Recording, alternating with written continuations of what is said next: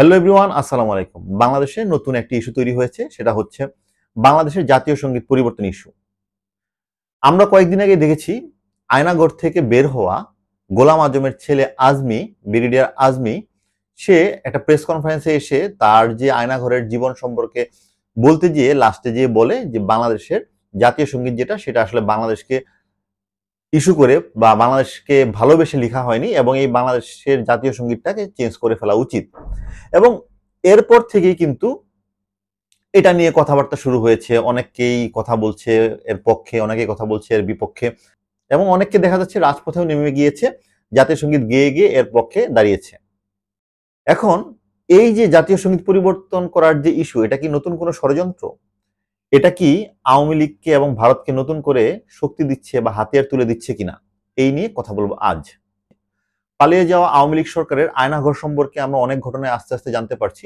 এর ভিতরে এই আয়নাঘর থেকে ৮ বছর কারাবন্দী থেকে মুক্তি পায় জামাত ইসলামের লিডার গোলাম আজমের ছেলে ব্রিগেডিয়ার আজমি। এবং যখন সে মুক্তি পায় তখন আসলে সাধারণ জনগণ, শুধুমাত্র জামাত ইসলাম না, সাধারণ জনগণ সকলেই তার প্রতি একটা সহমর্মিতা প্রকাশ করেছিল, তার প্রতি একটা সিম্প্যাথি তৈরি হয়েছিল। কারণ এই লোকটা ৮টা বছর, সে জীবিত না মৃত কেউ জানে না, এভাবে পড়েছিল আয়নাঘরে। তার ফ্যামিলির বাবা মা মারা গিয়েছে, তার স্ত্রীও শোনা যাচ্ছে যে এই সময় অপেক্ষা করতে করতে আরেক জায়গায় বিয়ে করে অন্য জায়গায় চলে গিয়েছে। তো সেটা যাই হোক, এই যে ৮টা বছর ভয়ঙ্কর কারাবাস করার পরে যখন সে আসলো, মানুষের মানবিক দিক তার জন্য কান্না করলো, মানুষ তার জন্য ইমোশনাল হলো। কিন্তু উনি এই প্রেস কনফারেন্সে এসে সব কথা বলার পরে লাস্টে যখন কথা বলল যে বাংলাদেশের জাতীয় সঙ্গীত চেঞ্জ করে ফেলা উচিত, বিকজ এটা হচ্ছে বঙ্গভঙ্গ রদের জন্য তৈরি করা হয়েছিল, এই একটা কথা বলে আবার জাতিকে কয়েক ভাগে বিভক্ত করে দিয়েছে। এই প্রশ্নটা বলে আসলে এই আজমি কি প্রমাণ করতে চাচ্ছে? এর ফলে আসলে লাভ কার হলো? এর ফলে লাভ কিন্তু হয়েছে আওয়ামী লীগ, এর কর্মী সংগঠন এবং ভারতের। কিভাবে সেটা বলবো, তার আগে বলে নেই, অনেক বক্তা এখন এই আজমির বক্তব্যের পক্ষে কথা বলছে যুক্তি দিয়ে, এবং সবই মানলাম, সবই ঠিক আছে। কিন্তু কথা হচ্ছে যে এটা এখন চেঞ্জ করা লাগবে কেন? আমরা এত বছর ধরে এই জাতীয় সঙ্গীত যেটা আমাদের আবেগের সাথে মিশে আছে, সেটা চেঞ্জ করার প্রয়োজন কেন? হ্যাঁ, সেটা রবীন্দ্রনাথ লিখেছিল, রবীন্দ্রনাথ ভারতের কবি ছিল, কিন্তু রবীন্দ্রনাথ বিশ্বকবি। সে হিন্দু ছিল, সেটাও মানলাম। তার পৈতৃক বিজনেস খারাপ ছিল, সেটাও মানলাম, কিন্তু সে তো কবি ছিল। তার একটা কবিতার অংশ বিশেষ থেকে আমাদের জাতীয় সঙ্গীত করা হয়েছে। সেই পুরো কবিতাটা হয়তোবা ডিরেক্টলি মুসলিম বা বাংলাদেশকে কেন্দ্র করে লেখা হয়নি, কিন্তু যেই অংশটা নেওয়া হয়েছে সেটা তো বাংলাদেশকে রিপ্রেজেন্ট করে, বাংলাদেশের মানুষের আবেগের সাথে মিশে গিয়েছে গত 50-60 বছরে। তাহলে এখানে সমস্যাটা কোথায়? এই নতুন ইস্যু তৈরি করার মানেটা কি? এখন এইসব কথা বলে জাতিকে নতুন ভাবে বিভক্ত করা হচ্ছে, নতুন ভাবে বিদ্বেষ তৈরি করা হচ্ছে, এর পক্ষে বিপক্ষে জনমত তৈরি করা হচ্ছে। অনেকেই স্বাভাবিকভাবে এই পরিবর্তনের পক্ষে দাঁড়াচ্ছে এবং অনেক অনেক বেশি মানুষ এর বিপক্ষে কথা বলছে। এখন কথা হচ্ছে, যেই ইস্যুতে বলা হচ্ছে যে এই জাতীয় সঙ্গীত চেঞ্জ করে ফেলা উচিত, বিকজ এই জাতীয় সঙ্গীত বাংলাদেশের জন্য সৃষ্টি না, বা বাংলাদেশের স্বাধীনতাকে বা স্বাধীনতার যে ভাবধারাকে আসলে রিপ্রেজেন্ট করে না, এইরকম খোরা যুক্তি দিয়ে যদি এরকম দেশকে ভাগ করা হয়, তাহলে এরকম যুক্তি আরো হাজারটা আছে। আওয়ামী লীগ সরকারের আমলে মেট্রো রেল তৈরি করা হয়েছে, এই মেট্রো রেল ইউজ করা যাবে না। আওয়ামী লীগ সরকারের আমলে পদ্মা ব্রিজ তৈরি করা হয়েছে, এই পদ্মা ব্রিজ ইউজ করা যাবে না। ইভেন এই আজমির সাহেবের যে বাবার রাজনৈতিক দল জামাত ইসলাম, সেই জামাত ইসলামের ক্ষেত্রে এই তত্ত্বতে আরো ভয়ঙ্কর অ্যাকুজিশন দেওয়া যায়। জামাত ইসলাম হচ্ছে মুক্তিযুদ্ধের সময় পাকিস্তানের সাপোর্ট করেছিল এবং বাংলাদেশ চায়নি, সো সেটাও বাংলাদেশের রাজনীতি করতে দেওয়া যাবে না। এখন এই বিদ্বেষের রাজনীতি আসলে করে লাভটা কি? আমি আগে বলে রাখি, এই যে জামাত শিবিরকে নিষিদ্ধ করার কথা বললাম, সেটা আমি বললাম হচ্ছে জাস্ট আজমির সাহেবের যে বক্তব্য, সেই বক্তব্যের যে লজিক, সেই লজিকে জামাত ইসলামও নিষিদ্ধ করা যায়, বয়কট করতে পারি, কিন্তু আমি নিজে এটা সাপোর্ট করি না। বিকজ একটা মানুষ ভুল করতে পারে, তার পরবর্তীতে সে যদি তাকে নিজেকে শুধরে নেয়, তবে তাকে অবশ্যই সাধুবাদ জানানো উচিত, তাকে সুযোগ দেওয়া উচিত। এখন জামাত ইসলাম বাংলাদেশের রাজনীতিতে ক্ষমতায় আসতে পারবে কি পারবে না সেটা আরেকটা টপিক, সেটা অন্যদিন কথা বলবো। কিন্তু জামাত ইসলাম এই যে বৈষম্য বিরোধী ছাত্র আন্দোলনের সময় থেকে জামাত শিবির যেভাবে এতে অংশগ্রহণ করেছে, বাংলাদেশের সকল ধর্মের মানুষ যেভাবে অংশগ্রহণ করেছে, এবং পরবর্তীতে যেভাবে তারা রাজনৈতিক বক্তব্য দিচ্ছে খুব সচেতন ভাবে, খুব ম্যাচিউর ভাবে, এবং খুবই সাম্যের কথা বলে, সেই জায়গা থেকে জামাত ইসলামকে অবশ্যই প্রশংসা করতে হবে। তারা এখন পর্যন্ত কোনো ভেদাভেদের কথা বলেনি, এবং আমি এই আজমির সাহেবের কথার জন্য জামাতকে বা জামাত ইসলামকে আমি আসলে কোনো দোষ দিই না, বিকজ আজমির সাহেবের বাবা জামাত ইসলামের লিডার থাকলেও আজমির সাহেবের যে স্টেটমেন্ট সেটা কোনো দলীয় জায়গা থেকে না। কিন্তু তারপরেও জামাত ইসলামের এই যে এখন যেটা প্রশ্ন তৈরি হয়েছে যে জামাত ইসলামের এক্স লিডার তার ছেলে এই কথা বলল কেন, এবং এই কথাকে নিয়ে জাতীয় যে ইস্যু তৈরি হয়ে গেল, সেই জায়গায় আসলে জামাত ইসলামের এসে একটা ব্রিফিং দেওয়া উচিত যে উনার বক্তব্য, উনার ব্যক্তিগত বক্তব্য, জামাত ইসলাম দল হিসেবে কি চায় সেটা আসলে পরিষ্কার করা উচিত জনগণের সামনে। তা না হলে কিন্তু জামাত ইসলাম সম্পর্কে আবার এক ধরনের ভুল ধারণা, ভুল গল্প, ভুল তত্ত্ব তৈরি হতে পারে। এখন আজমির সাহেব আয়না ঘরে 8 বছর ছিল, তার মানসিক অবস্থা স্বাভাবিক নাই থাকতে পারে, কিন্তু উনার একটা কথাকে নিয়ে যেভাবে জাতীয় একটা ইস্যু বানিয়ে ফেলছে, এখন আমার কিন্তু সন্দেহ হচ্ছে এই ইস্যুটা কি আসলে এত বড় ইস্যু হওয়ার মতো ছিল, নাকি এই ইস্যুটাকে বানানো হচ্ছে আওয়ামী লীগ এবং ইন্ডিয়ার সাপোর্টে। দেখেন, যদি কোনোভাবে, যেমন এই যে মুক্তিটা আমরা পেলাম 5ই অগস্ট, এরপরে কিন্তু সবচেয়ে আগে Bharat media, Modi media narrative শুরু করেছিল যে বাংলাদেশ পাকিস্তান হয়ে যাচ্ছে।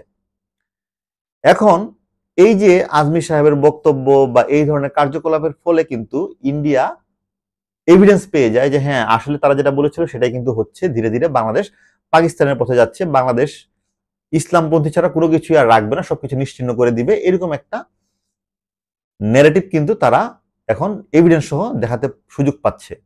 এবং এই সুযোগটা দিয়েছে এই আজমি সাহেব, এই সুযোগটা দিয়েছে বাংলাদেশের কতিপয় মানুষ। জাতীয় সঙ্গীতের ভিতরে কোনো হিন্দু কোনো ওয়ার্ড নেই বা কোনো ভেদাভেদ নেই। আমরা যেটা ইউজ করি, ফুল কবিতা বা ফুল যেটাই থাকুক না কেন, আমরা যেটুকু ইউজ করি সেটাতে কোনো সমস্যা নেই। কিন্তু আজমির সাহেবের মতো একটা ব্যক্তিগত মানুষের মতামত নিয়ে এত বড় ইস্যু করে ফেললো, ডেফিনেটলি এর পিছনে কারো না কারো ইন্ধন রয়েছে, কেউ না কেউ সুযোগ খুঁজছে।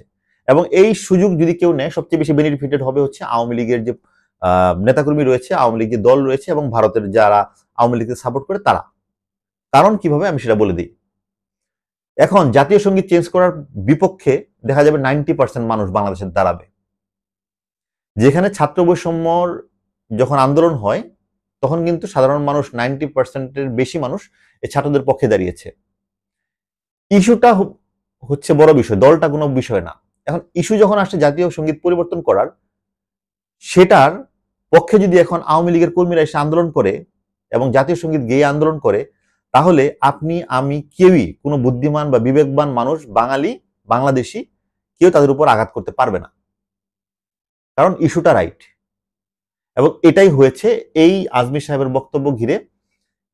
সাধারণ মানুষ যেমন এটার প্রতিবাদ করছে, সাধারণ মানুষ যেমন এর বিপক্ষে দাঁড়াচ্ছে, তার সাথে কিন্তু আওয়ামী লীগের যারা দোসর, আওয়ামী লীগের যারা কর্মী, তারাও কিন্তু আস্তে আস্তে সুগঠিত হচ্ছে এবং রাজপথে দাঁড়াতে পারছে।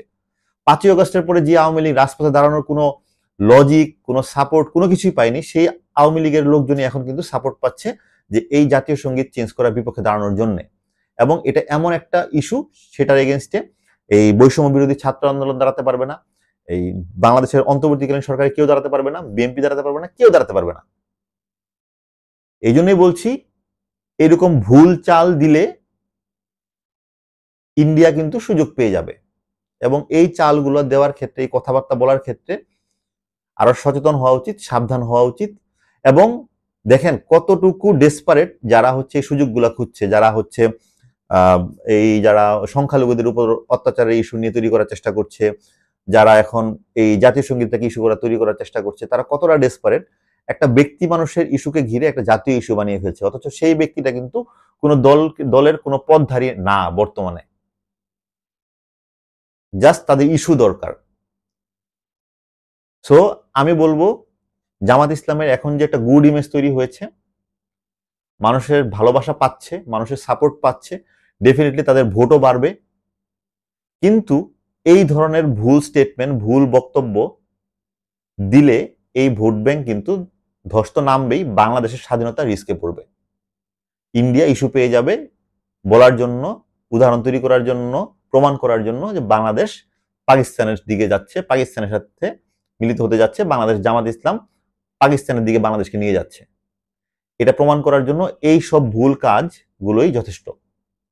সো যারা জামাত ইসলামের দলীয় যারা লিডার রয়েছে বর্তমানে, তাদেরকে আমি বলবো যে এগুলোকে আপনারা প্রতিহত করুন, প্রতিবাদ করুন।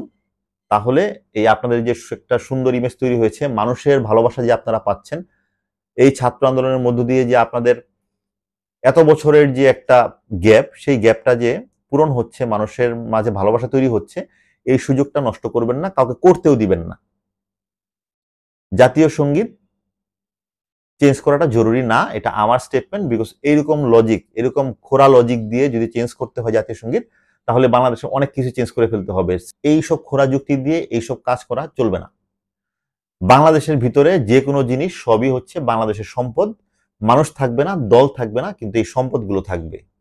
এই মেট্রো রেল, হাসিনা চলে গিয়েছে কিন্তু মেট্রো রেল আছে। এই হাসিনার কোনো ব্যক্তিগত সম্পত্তি, বাপের সম্পত্তি না এই মেট্রো রেল। তেমনি জাতীয় সঙ্গীত বাংলাদেশের আবেগের নাম। এই জাতীয় সঙ্গীত চেঞ্জ করার কোনো প্রয়োজন আমি দেখি না। বর্তমান 2024 সালের প্রেক্ষাপটে এই জাতীয় সঙ্গীত চেঞ্জ করা ইস্যুর একটা খুবই ফালতু, মূর্খের মতো একটা যুক্তি এবং হচ্ছে দাবি। এবং আমি অবশ্যই বলবো বৈষম্য বিরোধী ছাত্র আন্দোলনের যারা লিডার রয়েছে, সার্জিস, নাহিদ, আসিফ সহ যারা রয়েছে, সকলেরই এই যে ব্যক্তি মানুষ যারা হচ্ছে এসব কথাবার্তা বলে, তারা মানসিকভাবে সুস্থ কিনা আমি জানি না, তাদের এসব কথাবার্তার ফলে দেশ যে আবার বিভক্ত হতে পারে এবং আওয়ামী লীগের যে দোসররা আবার সুযোগ পেতে পারে এবং ভারত যে সুযোগ পেতে পারে, এগুলোকে এখনই থামানো উচিত, প্রতিবাদ করা উচিত শক্তভাবে। বিকজ আমরা আর কোনো দলকানা হতে চাই না, আর কোনো দেশ বা গোষ্ঠীর শুধুমাত্র একক বন্ধু হতে চাই না।